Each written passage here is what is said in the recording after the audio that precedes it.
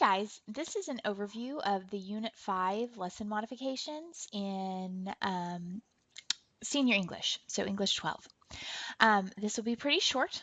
Most things are the same as in Connexus, this unit, but I did want to go over a few of them. So Unit 5 is modernism. First of all, you will note that there are no C notes in this unit, which is pretty exciting. All right, so you don't need to worry about those. Not much is modified throughout the first part of the unit. You will note that I've included several tutorial videos, so dashes, hyphens, commas, parentheses, question marks, semicolons. A lot of what you're doing is based on punctuation, so there are several videos there that cover all of those types of punctuation. Lesson 2, no changes. Lesson 3 is where the beginning of the modifications begin.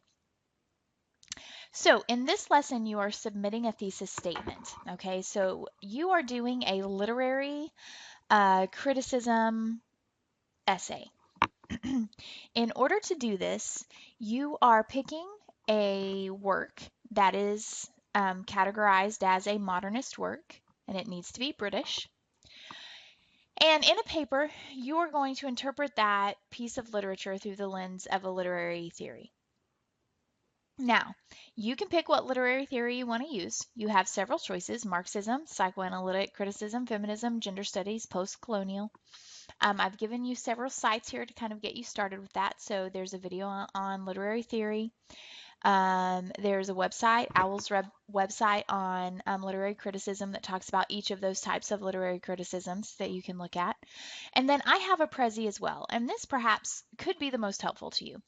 In this Prezi, I talk about the different types of literary theories, and then I give you an example. So I reinterpret Cinderella based on each of the theories.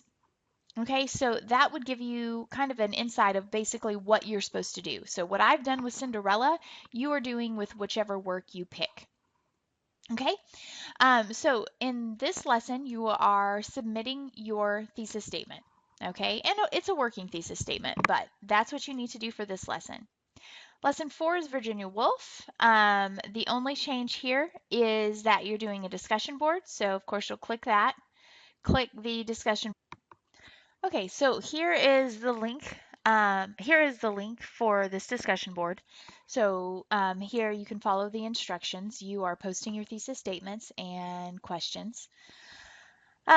So you will post it and then respond by ask to other students' post by asking 3 questions on each thesis. Okay. So your grading and assignment, that's all here. You can read that. All right, so back to lesson mods.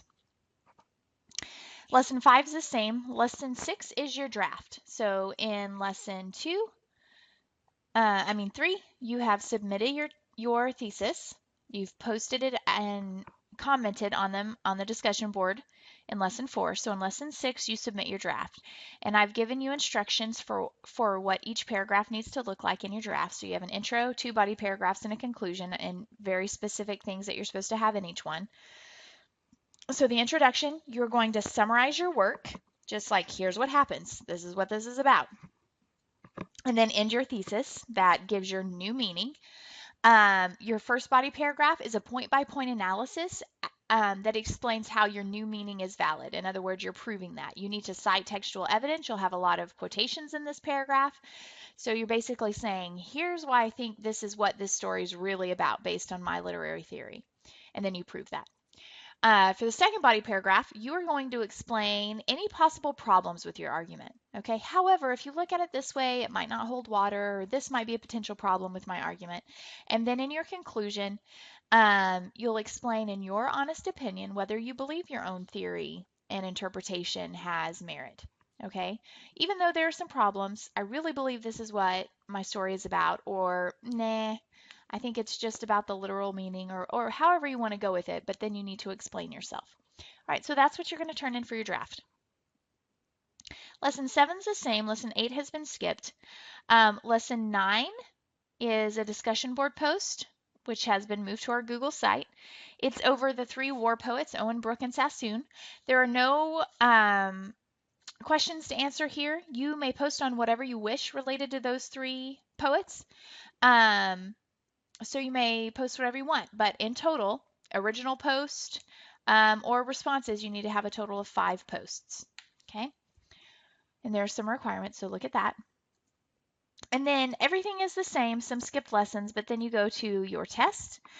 You are omitting questions 7 and 12, skip them completely. And then your short answer questions all have to include an embedded quotation. Okay, so that's basically it. Remember that you need to submit at least one exit ticket, but no C notes, and then you turn in your final paper based on my comments. So hopefully that's pretty clear. I'm excited to see your interpretations. I think they're going to be great. Thanks, guys.